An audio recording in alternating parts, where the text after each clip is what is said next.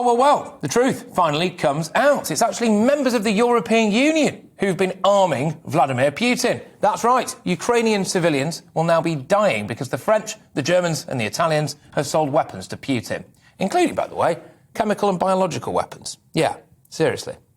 France was responsible for the majority of exports, raking in €152 million in sales. That amounts to 44% of European arms exported to Russia, as reported by Investigate Europe.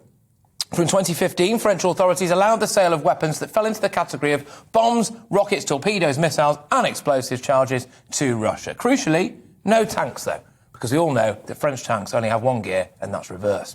In 2014, France allowed the sale of chemical and biological weapons to Moscow as well. Germany came in at close second, exporting 35% of all EU arms to Putin, with €121.8 million sold. That's amazing, really, isn't it, considering Germany answered the Ukrainian president's plea for support by sending 5,000 helmets.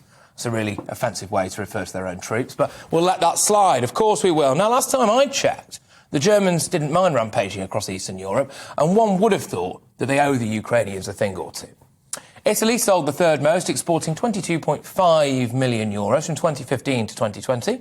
They also allegedly sold $21.9 million in arms and ammunition to Russian civilians and paramilitary groups between January and November 2021. Good stuff, Italy. Thanks a lot for that. So they've not just armed the Russian military, they've actually armed their civilians as well, for goodness sake. Having said that, the Italians haven't always been famed for their military strategy, have they? They're not a hardly chess grandmasters, are they? They've actually armed their enemy and become economically reliant on him as well. It's a good job that we've left that silly little club, because with friends like that, well, I suppose you arm your enemies, don't you?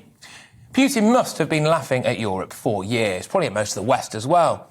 Well, he's been bolstering his army, trapping everyone in an economic vice and generally plotting a new world order. America elected a man who, in my opinion, appears to be senile. We nearly sacked our PM because he ate some cheese and wine. Germany forced its army to train with broomsticks instead of guns because they were so under-resourced. And then the EU chose the woman who was in charge of that debacle to become its next president.